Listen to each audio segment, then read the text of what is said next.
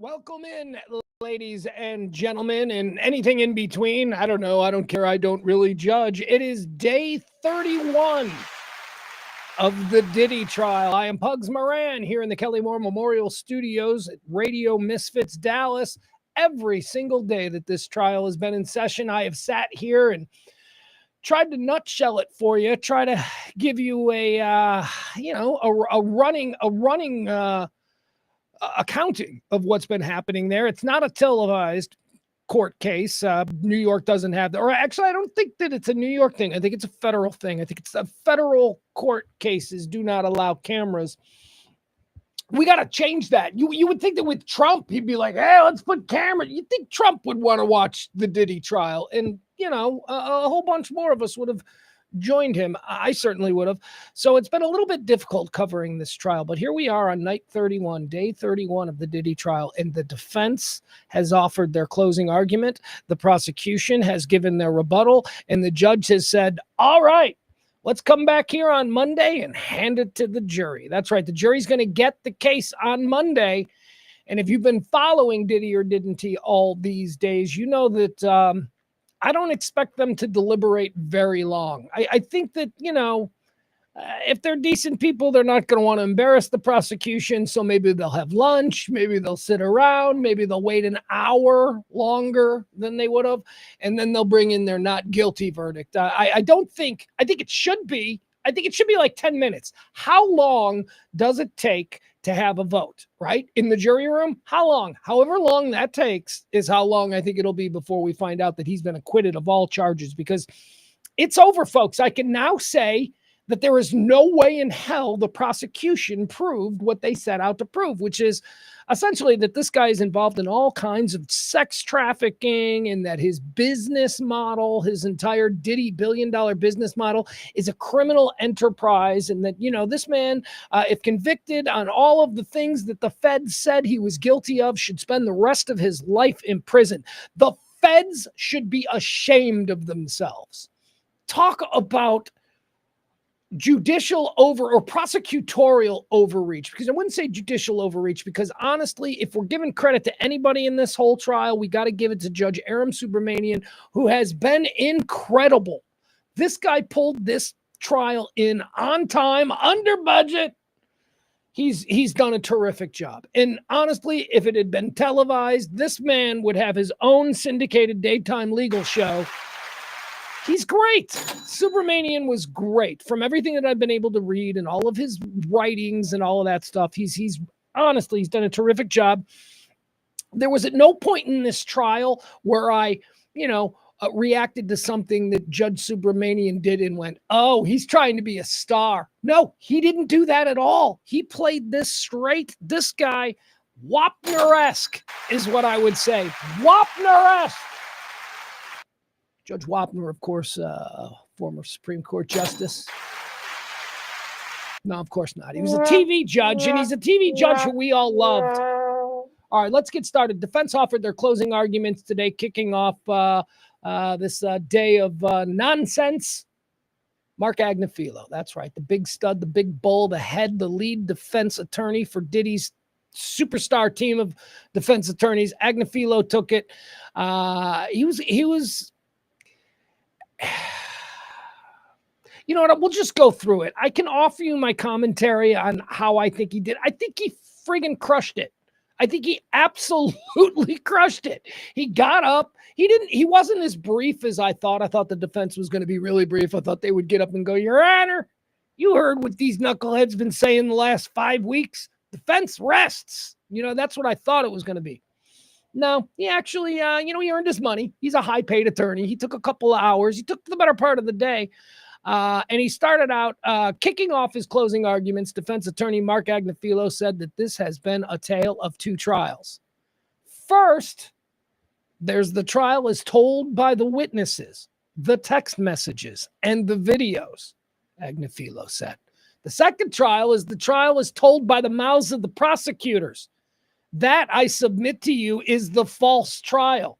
This is the exaggerated trial. This is not the real trial. An impassioned Agnifilo pled to the jury. As for what he said, by the way, that wasn't written. I just said that. As for what he said is the first trial, the trial, quote, of evidence, he said that that trial is about a lifestyle, and you can call it swinging. So you get it from the beginning. So all of the stuff, it's not deranged and deplorable behavior from a bunch of degenerate rich people from the hip hop hoogie boogie. No, it's not that. It's a lifestyle. It's a lifestyle. Well, hey, man, hey, it's 2025, man. You're not down with the lifestyle. That's cool. Don't hush my butt. That's what Agnifilo is trying to present it to the jury. And quite frankly, if it's, if I've got to choose between what is this, a lifestyle, or is this an ongoing criminal enterprise? It's a lifestyle. He's a kinky dude. And he got a bunch of hot chicks to be kinky chicks with his kinky wants. And all of a sudden you got all of this. So he's claiming it's a lifestyle. He's claiming that Diddy is just a swinger. That's the first message that he wants to get across to the jury. He goes on to say, whatever you want to call it, that's what it was. That's what the evidence shows. Let's talk for a second about what the evidence shows about Sean Combs, he said. Sean Combs has become something that is very hard to be. Very hard to be. He is a self-made, successful black entrepreneur. Stop it. Hard to be. These hip-hop billionaire rich guys with the private jets, they're a dime a dozen. In black? Why you got to make it? It's hard to become a successful person. Doesn't matter. All right, I get what you're doing. You're playing the race card. You're like, he's a black man in America, and he's had people, crapping on him his whole life. I get it. I see where you're going. It's just big eye roll. You don't need to go there, man. Not here with this case. Says Sean Combs has become something that is very hard to be indeed. He is a self-made, successful black entrepreneur. Combs has created wonderful, sophisticated, real businesses that have stood the test of time. I don't know. I'm not seeing as much Sean John clothing around as I used to, but he's a successful businessman. You can't take that away from him. Now, much of the success from the businesses that he has enjoyed have been directly tied to the fact that he's a pop star, right? So who do I have more respect for? A guy who starts a vodka company from school, like Tito, Tito's Vodka down there in Austin, Texas. I got more respect for Tito in his vodka than I do Diddy and his. What's Diddy? Ciroc? It's another big vodka, right? But that was launched in conjunction with A-list superstar Billy. Tito's was just, hey, you want to serve this in your bar? And people were like, this is good. What's this vodka called? Right? So I got more respect for that. So let's stop pretending like Diddy is, some tremendous, he had an advantage being a pop star. He may also, on top of that, be a successful businessman, right? All right, enough candy assing with Diddy and how great he is, okay, Mark Agnifilo? Let's get back to what he actually said. Combs has created wonderful, sophisticated, real businesses that have stood the test of time. He recounted the positive things some of Combs' former employees had to say about him in their testimony. Here's what Agnifilo said about people who testified for Diddy who used to work for him. Did they always like him? No way. Let's not even go there, Agnifilo said. But they loved him. They didn't want to leave him. Oh, he is absolutely right. He is absolutely right. Like I could tell you from my own life, I've worked. When I was young in my radio career, I worked for a very powerful and very popular radio personality, right? And it was brutal, man. This dude was successful because he was driven and he was demanding. And me as like a little 22, 23-year-old kid, I got yelled at every day. I used to cry in the bathroom thinking my career was over at 23 because I fucked something up on the morning show and I was never going to be allowed back tomorrow. Did I like every moment of that experience? Did I think that guy was just a gem every moment? No, of course not. You don't cry in bathrooms at your job because you fucking think everything is perfect. No. But I love that guy to this day, 25 years later. I love that guy. And I can completely relate with what Mark Agnifilo said here to the jury. All of these people Yeah, these people that worked for Diddy, they all came up here. And yeah, when asked direct questions about specific incidents that happened, they told the truth. And yeah, they said, you know, in my course of duties there, not every day was incredible. Sometimes it sucked. Sometimes he yelled. Sometimes I got to witness, you know, the worst possible behavior from an entitled billionaire pop star. But I liked my job. They all to a man said, I liked my, it was fun working for him. He was a good guy sometimes. So that's the well-rounded view that Agnifilo is now trying to get across to the jury. And I think that this trial has, if you're just not a dyed-in-the-wool hater of Diddy, if you were just even slightly open, there were moments during the prosecution trying to make their case where you went, Diddy's kind of a cool guy. Some of the shit the prosecution did backfired. And I guess unless, you know, you're just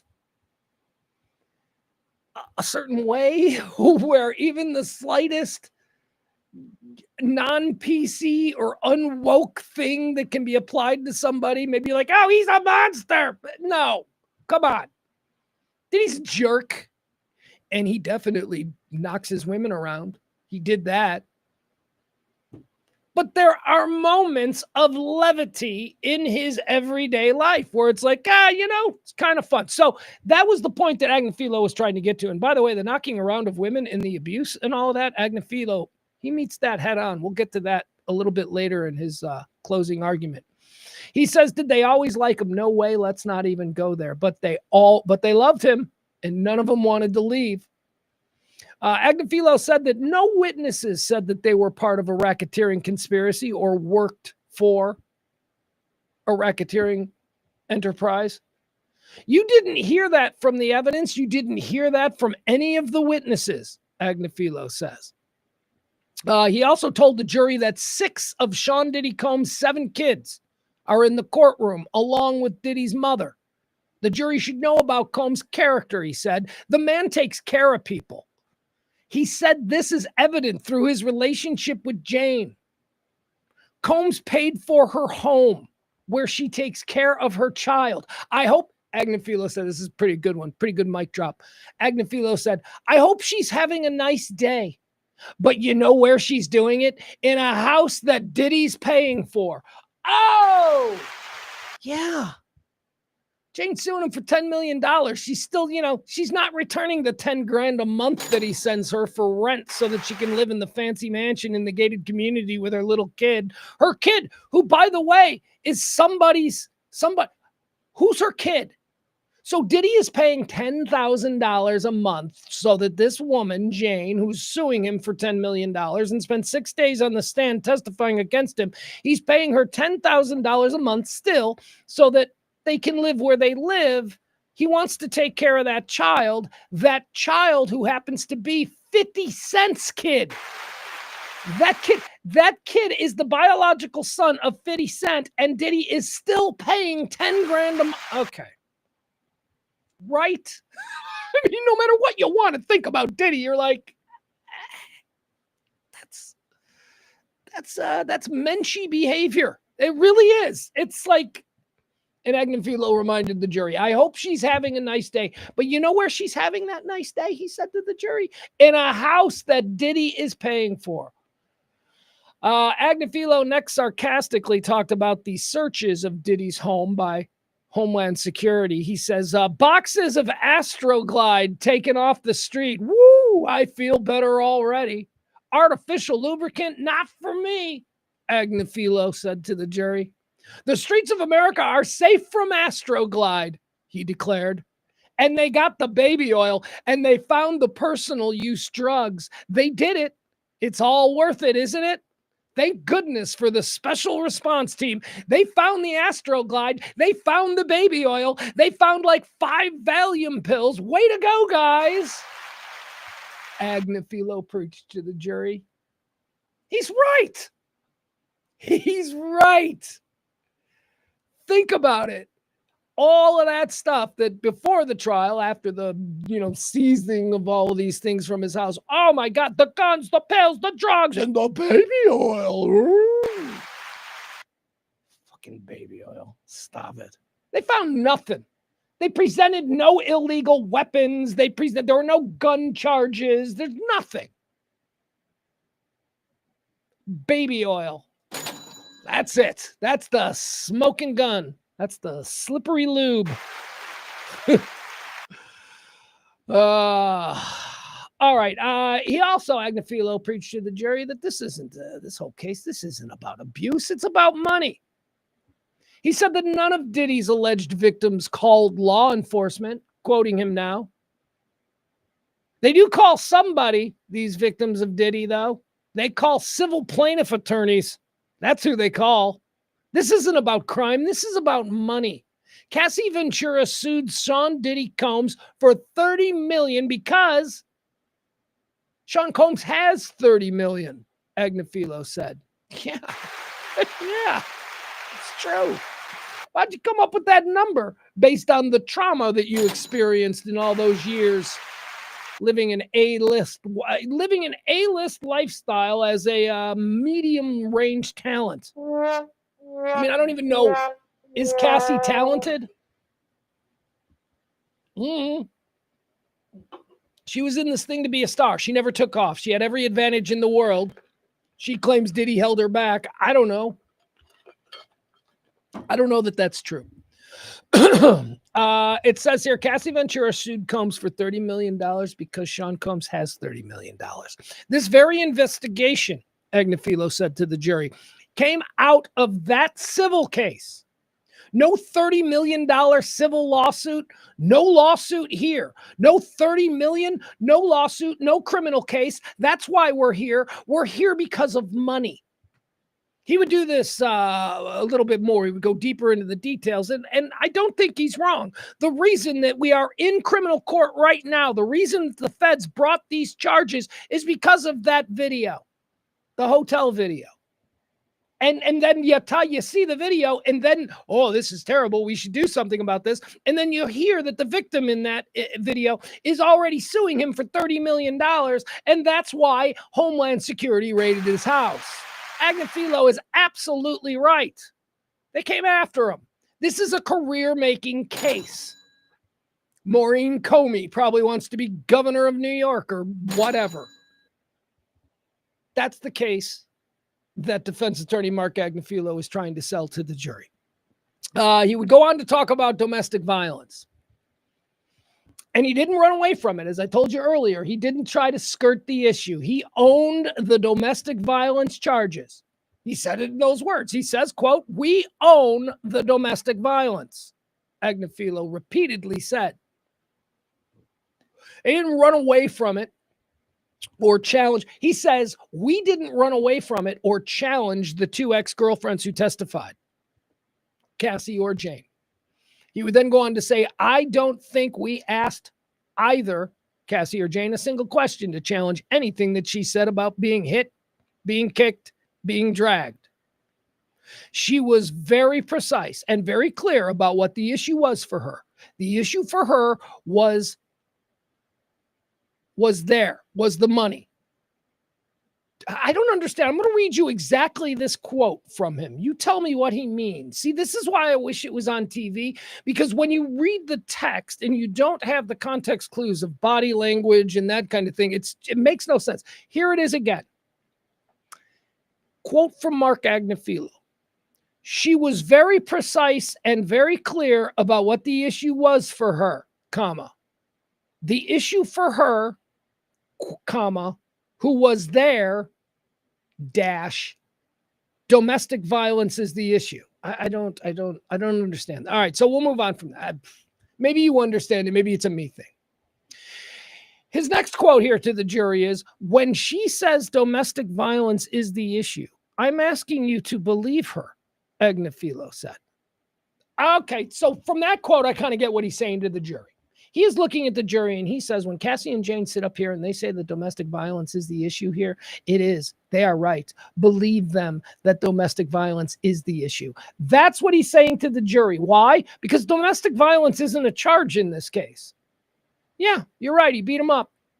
That's what this is about. This isn't about, federal, violations and racketeering. This is a simple case about violence, domestic violence in a personal relationship, and it should be in criminal court at the state level, but it's not.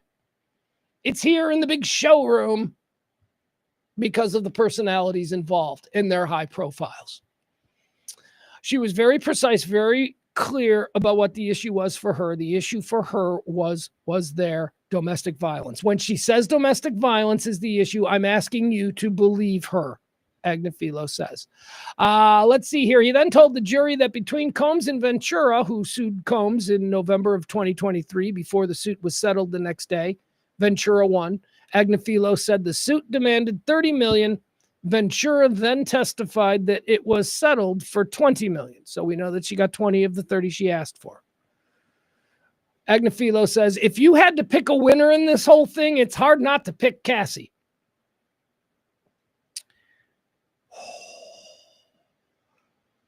So considering the video that we've seen, I mean, that's a rough thing to hear, right? The defense attorney saying, hey, if you got to kind of glibly, maybe a little tongue-in-cheekily, well, if you got to pick a winner in this whole thing, you'd have to say that it's $20 million richer there, Cassie, right? That's kind of what he's saying. And I think if you're a decent human being, that resonates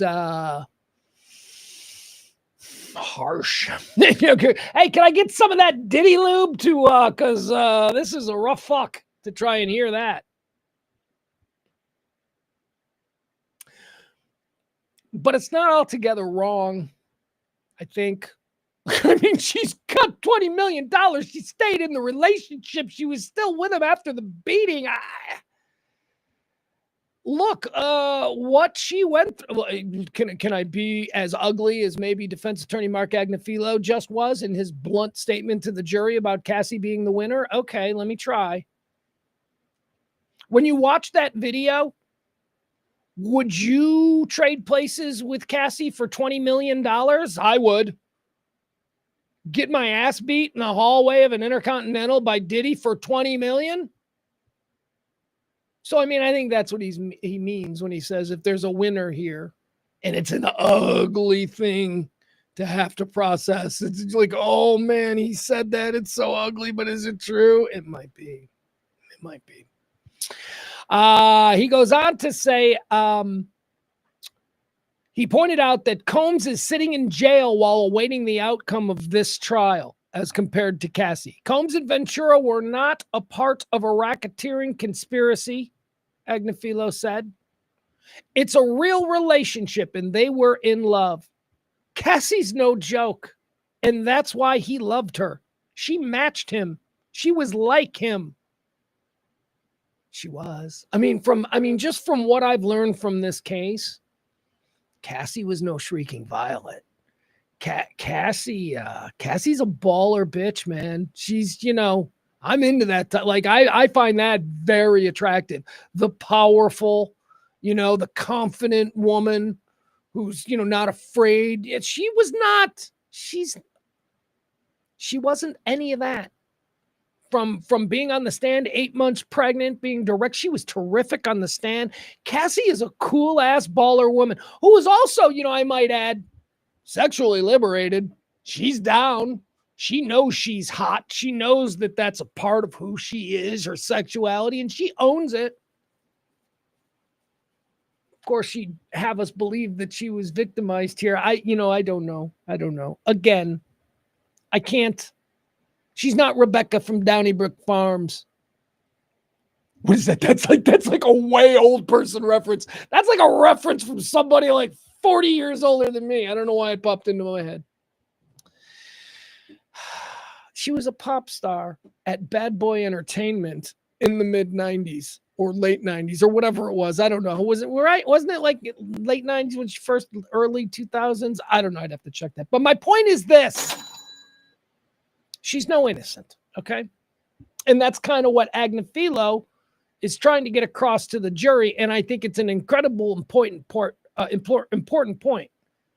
for him to get across to the jury because there is this sort of uninformed impression that she is this innocent little angel, and she's not. And as bluntly as he put it, and as uncomfortable it is for us to have to process him saying that, I happen to agree with his statement that if you had to pick a winner in this whole thing, that it was Cassie.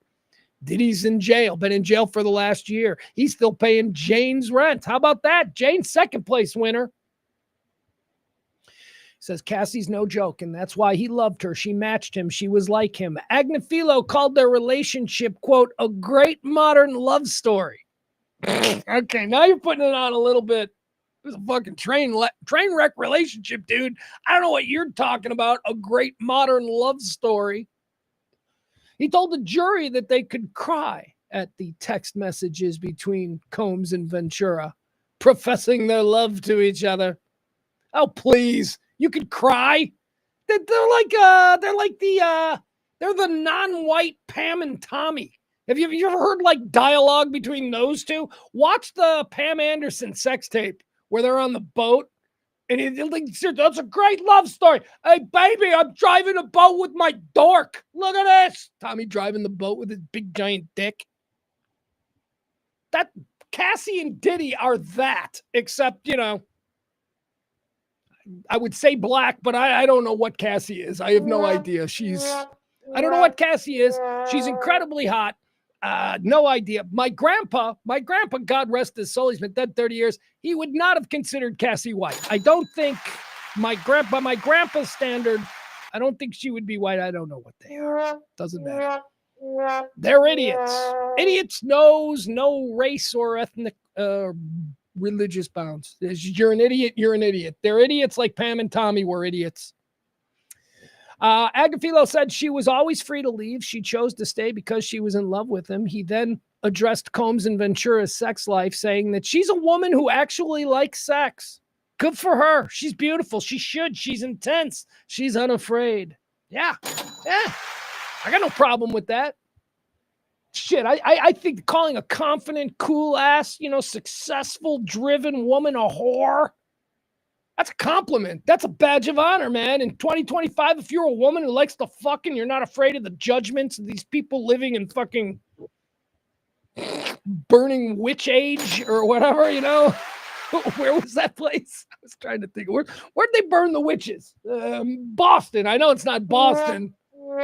Whatever. You know what I mean? I mean, in 2025, there's nothing wrong with a woman owning her sexuality and being smoking hot. And Madonna 40 years ago took the arrows for this attitude. Women have that attitude now, and it's cool, and it's sexy, and Cassie has it. She's nobody's victim. And she was always free to leave, as was Jane. And as we heard throughout testimony in this stupid trial, that these people just never left. It's like, why didn't you leave? You weren't chained to a radiator like some Ohio kidnapping victim. They had a good sex life, he says. They were their best selves when it came to sex, Agnifilo told the jury. They fought when it came to other women, however. And he's right. That's what we learned. That's the case that the prosecution presented. I don't know what they were going for, but what they presented was a case where these two idiots were in a sexual-driven relationship, and neither of them wanted it to end. Neither.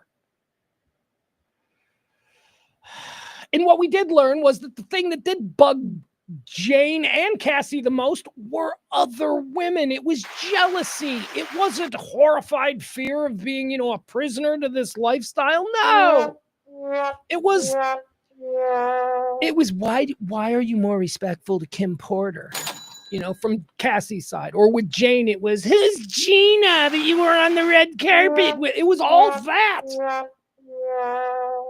Those are not the emotional, jealous responses of people who are feeling like they're being held prisoner. It's just not. It's just not.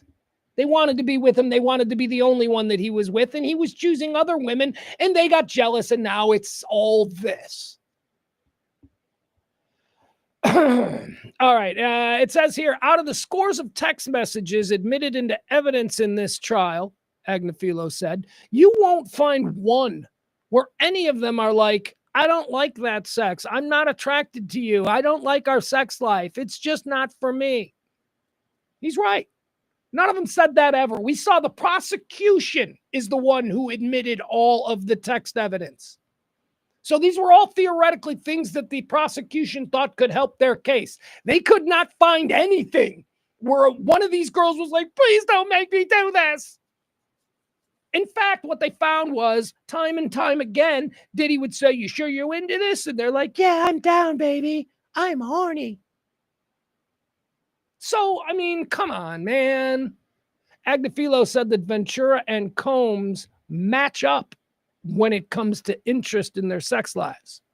Yeah, they're the same kind of freaks. They're into the same kind of stuff. Diddy has access to lots and lots of women. He can have a different woman on the hour of every day of his life if he so chooses, and he probably has. He seems to have a very outsourced sex drive. So obviously, with individuals like Jane and Cassie, he's found a connection sexually. Because they both stuck around for a long time. And if he didn't like anything about them, he could have traded up for a new model. So obviously, he was searching for a certain kind of sexual partner who was into these things. And these two were the ones that stuck. I think they were into it. I honestly do. Or at the very worst, I think that there were things that they were willing to do to stay in Diddy's orbit. But I don't think any of them honestly felt like this was, oh, this is horrible. Agnifilo says, I guess you could call them swingers. I guess you could call it a lifestyle. He then sort of changed his tone on Cassie a little bit. He started talking about Cassie and how Cassie is no angel, as I've been pointing out. He told the jury that insofar as the Kid Cudi situation, Kid Cudi had confirmed that Cassie played him too. Yeah, remember that? Cudi was on the stand being all cool as fuck. Seriously, we should all, for 5 minutes in our lifetime, be as cool as Kid Cudi was walking into that courtroom. Remember Kid Cudi walked in, he shows up for court, he's wearing jeans. Here's how he dressed in. He was basically wearing the same thing that the Fonz wore on every episode of Happy Days in the 1970s. He showed up in black boots, blue jeans, chain wallet, white t-shirt, black leather jacket, smoking a cigarette. Cudi walking in. He's so badass. He walks in. He's like, yeah, man, he blew up my Porsche, man. I know it was you, motherfucker. You know, it was like that kind of thing. He was so cool. And then when it came time to talk about Cassie, if you remember, Cudi was involved in a relationship with Cassie when Cudi believed Cassie and Diddy were on a break. They weren't on a break. Cudi's like, what the fuck? Now Diddy's mad at me? I can't have Diddy be mad at me. I thought you guys were on a break. They weren't on a break. And then at the end of Cudi's testimony, he admitted she played me. It's like, yeah, she played me. She's a bitch. She was using me to make him jealous. She's awful. She played him good too. She played them both, Agnifilo reminded the jury. He referenced the prosecution's argument that Ventura was scared of Combs. Agnifilo said, she lied to him for a long time, over and over and over again. And she had other relationships with other men, one singer-songwriter under his nose. That's Cudi. She's not afraid of him, Agnifilo told the jury. And he's right. She had agency. She had pushback powers. She told him no all the time to stuff. And he would pout like a bitch, like any boyfriend who's been told no. It was my birthday. I thought I could get, it's like a real relationship. That's what was depicted in this trial. A fucked up one that I don't really want to be in. Although, I don't know. I couldn't keep up sexually with these people. These people are like next level. Seriously, sex. Okay, sex is great, but once every 2 weeks. I mean, I don't know. I don't know that I need it as much as maybe Diddy does. But then again, my options are limited. I might need it all the time if like I had unlimited options. Like if every girl I saw was a potential sex partner, I might be like, I'm going to have sex every day. I don't know. If I was Diddy, maybe. But, as it sits, I don't know. I'm a single guy. I'm a middle-aged single guy. It's not my driving thing anymore. Let's see here. Agnifilo said, or he called Ventura a gangster. Yeah. Pointing to the burner phones that she used to stay in touch with Kid Cudi, and saying that she was trying to pull off lying to both men at the same time. And he's right. Defense is like, come on, man. Come on, jury, we all saw the same thing. That's basically the tone of the defense, and it should be. He then addressed the whole Cuddy situation at large, right? The kidnapping of Capricorn Clark, most importantly. Remember Capricorn Clark, she was Diddy's attorney. She testified, or Diddy's assistant. She testified that on the morning of the Kid Cudi dust up, Diddy shows up at her house with a gun and demands that she goes with him. She's like, where are we going? And Diddy said, we're going to kill Cudi. Okay, Capricorn Clark, kidnapping. That's one of the big charges here. Kidnapping of Capricorn Clark.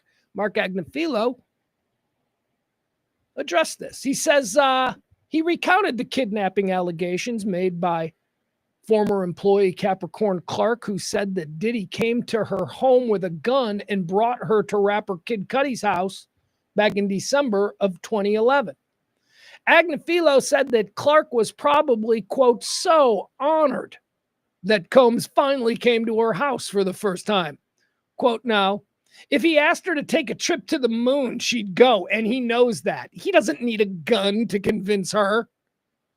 All right, that's very interesting, isn't it? Because Capricorn Clark, she's an assistant to Diddy. It's a very cool job if you're an assistant.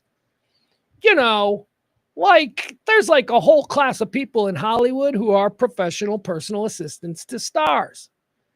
And, you know, only so many people can be Leonardo DiCaprio's personal assistant. You know, only so many people can be Lady Gaga's personal assistant. Somebody's got to be Rob Schneider's assistant, right? You know, so there are probably better assistant gigs. And I have to imagine that in 2011, being Diddy's personal assistant, or one of them, was a pretty freaking good one, right? Jesus, you could be Kathy Griffin's assistant and you're like constantly trying to get her invites to places. Or you could be Diddy's assistant where the whole world wants you to show up to their event, whatever. And he's making the point that Diddy shows up at her house. She's like, oh my God, he's never been here. I mean, she probably wanted to clean up. What's he going to think? My kitchen's a mess. Probably was cool to have Diddy show up like that unannounced. Oh my God, Diddy's in my house. I am important. That's what Agnifilo is trying to get across to the jury concerning Capricorn Clark. She was so honored that Combs finally came to her house. If he had asked her to take a trip to the moon, she'd go, and he knew that. He doesn't need a gun. He pointed out that Kid Cudi had testified that Capricorn Clark didn't mention a gun when she called them that day. Remember, Capricorn Clark gets kidnapped by Diddy and the boys, and they go over to Cudi's house. Cudi's not at his house. Cudi and Cassie are now at a hotel because Cudi knew that Diddy was on his way over, so he's like, I'm getting out of here. So Cudi checks into a hotel. Diddy comes over there. Diddy's like, I'm going to Cudi's house, but first we're going to Capricorn Clark's. And he goes to Capricorn Clark's, says, get in the car, we're going to kill Cudi. So now they're going over to an empty Cudi house. Cudi's not there. And Diddy goes into the Cudi's house. He trespasses. I don't know, they broke the door or something. He's like, Cudi, where are you? You know, he's like storming around. You're fucking my girlfriend, you know, doing that whole thing. And Capricorn Clark is sitting in Diddy's car out in front of Cudi's house. And this is where she calls Cassie, who is sitting on a bed next to Cudi at the hotel. Okay, so that's what this is. Agnifilo says, look, if she was threatened with a gun to be forced here, how come when she called Cudi and Cassie, how come she didn't say, he's got a gun? He didn't say any of that. Agnifilo said that Clark was probably so honored. Oh, we already did that. He pointed out that Cudi testified that Clark didn't mention a gun when she called them, Cassie and Cudi, that day. Quoting him now, had Capricorn said gun, Cudi would have remembered gun. You're not going to forget gun. Gun's one of the fear words in our language, Agnifilo said. I don't know about that. Yeah, I don't know about that. I think that one's a little, okay. I think you're trying a little too hard. It's okay. You're still ahead. You're still ahead. But that one, you could have cut that. He then addressed the car bombing situation, the car bombing of Cudi's car. Remember, somebody cut the rag top open with a knife and dropped a Molotov cocktail in there. The defense acknowledged that Combs was at Kid Cudi's house that day. He acknowledged that the responding officer caught the Escalade license plates that were linked to Combs' company. Remember that? They tried to blow up Kid Cudi's car. Kid Cudi called the police. The police come over to investigate, and one of the cops that investigated ran the plates of the cars that were in the neighborhood while the cops were investigating. One of the car's plates came back to Diddy Worldwide. Yeah, they were watching. They were watching. The defense acknowledged that Diddy was, in fact, at Cuddy's house that day. They acknowledged that the responding officer did get the Escalade's license plates that were linked to Combs's company. And Agnifilo said that the incident shows that Combs is a fighter who would look for a good old-fashioned fist fight to confront Kid Cudi. So it would be out of character for Combs to plot to bomb his car. All right, it's 2 in a row, Mark. 2 in a row, Mark Agnifilo. He's feeling himself now. I don't like either of these two arguments. Oh, shut up. Oh, stop it. Diddy's a fighter. No, he's not. Diddy would totally blow up your car. I believe it. I totally believe it. We know it was Diddy who did this. Come on. Stop it. He says there is no evidence that Diddy had anything to do with the Porsche fire. Well, there's no direct evidence, but there is an overwhelming amount of circumstantial evidence to suggest that it was totally Diddy who did the car. Not the least of he told Jane or Cassie that he was going to blow up Kid Cudi's car. The defense suggests that there was something off with the drugs that Combs took before the Intercontinental Hotel beat down. Diddy was on drugs, and the defense is trying to say that incident was out of character for him because he did some bad drugs.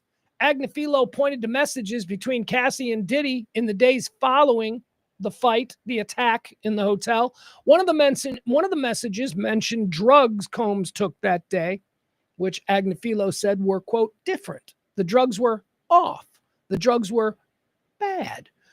One of the messages mentioned the drugs Combs took that day, which Agnifilo said were, okay, all right, I get it, all right. So this is, again, nothing. He's trying to say, he took some bad drugs. And then he pointed to a text message where Diddy admitted doing drugs. Diddy didn't say he thought there was anything wrong with the drugs. Diddy was just like, yeah, I just did drugs. This is the belief or the premise being floated by Mark Agnifilo that those drugs were bad. Those were the drugs. They were sprinkled with knock a bitch around juice or flakes. That's what it was. He doesn't usually knock around his women. Those drugs did it. Those drugs had special beat a girl up flakes or whatever. That's absurd. Yeah, all right, stop it. He's doing drugs. He knocked her around because he's the kind of guy that knocks girls around. Hip-hop is riddled with this kind of attitude towards, male-female relations. It's all the pimp slap, it's all that fucking shit, that nonsense, that I'm a man, He knocks women around, all right? Relax, Mark. You don't have to make up stupid excuses for it. You leaned into it earlier when you admitted freely that, this happened. Well, admitted freely in the face of a video evidence. Stop it. You're embarrassing yourself. He suggested that could explain Combs' behavior in the surveillance video. So, yeah, he knocked her around because of the drugs. He says, you are walking around in the middle of the day in a hotel in a towel and socks. So what gives? Agnifilo said. Well, he was doing a fuck fest. Well, that's why I assume he's walking around in a towel and shirtless. And he's in a hotel. I walk around naked in a hotel. You know what I don't do? I don't walk around barefoot in a hotel. That's where I will be everything flying and hanging and flopping. But I don't like to be barefoot in a hotel. I have like thongs or I always wear socks. Anyway, enough about me. Let's get back to the Diddy story. Videos from freak-offs, Mark Agnifilo argues, show genuine intimacy between Diddy and the gals. Agnifilo said that Combs may have threatened to release videos of freak-offs, the drug-fueled sex performances he orchestrated from time to time. But he never would have actually done it. Of course he wouldn't have. See, this is the most absurd thing.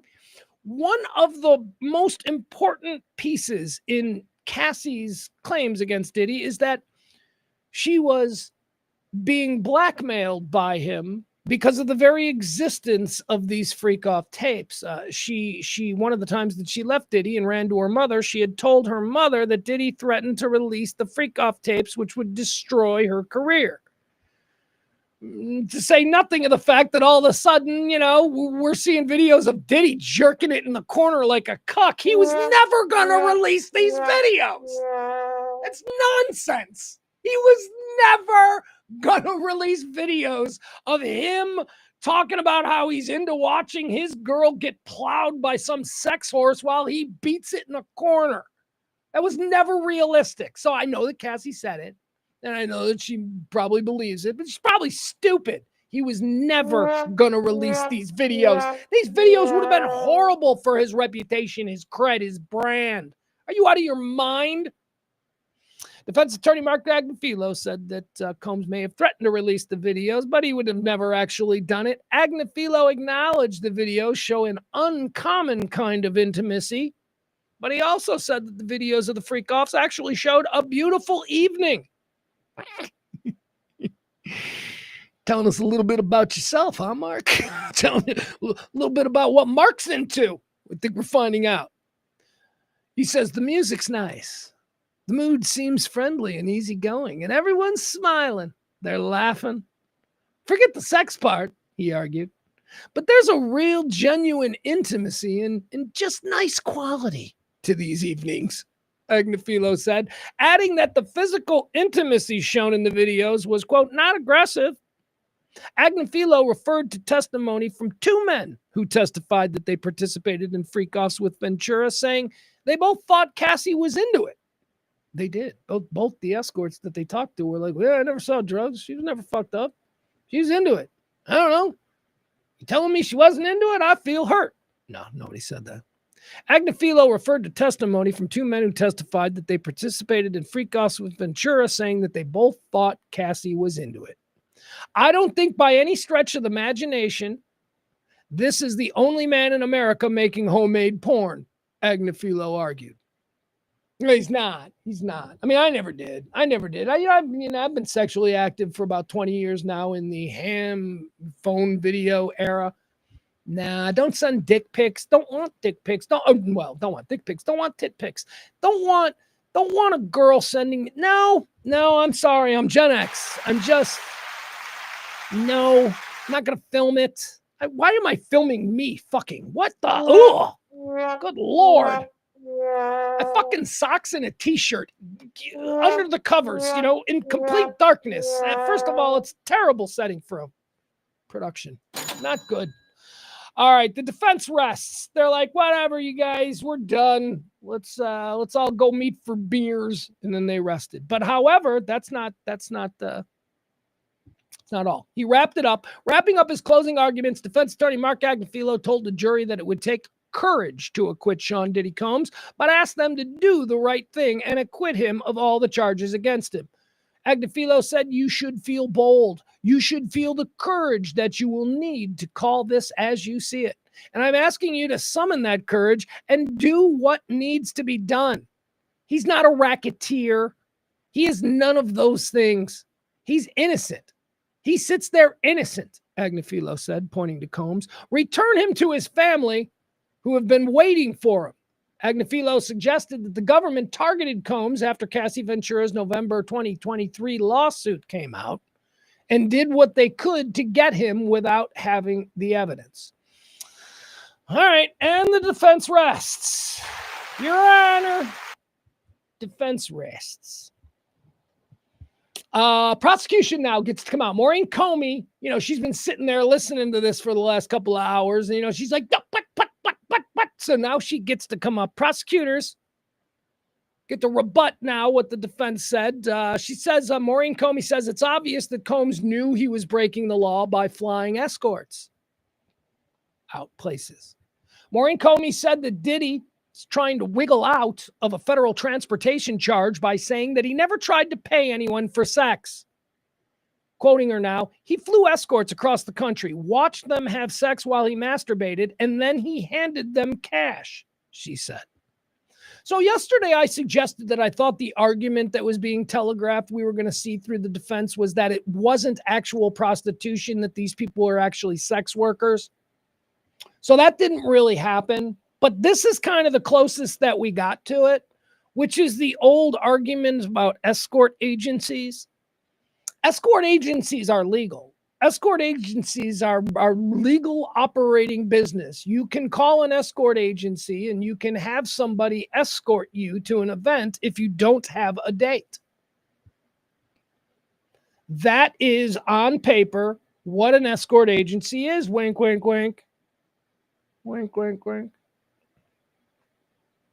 But we all know that that's not what escort agencies are. Yes, you can do that. Absolutely. And I bet there's a lot of old, wealthy socialite blue hairs that call the escort agency and they get they go to the Met Ball or whatever with some 28-year-old, rocked out sex horse. And then they have sex with him. Okay. That's the part that isn't in the business model. But the reason you get repeat business for these days is because these people have sex. So there's been this sort of dance around what an escort agency is and why they're allowed to exist, okay? And now we're hearing this dance here in court. Basically, the defense is trying to say, well, he was paying for their time, not for sex. And the prosecution is going, that's bullshit. He knew he was paying them, not the legal way, which is for their time. He was paying them for the sex, and we've got some text to prove it. And they do.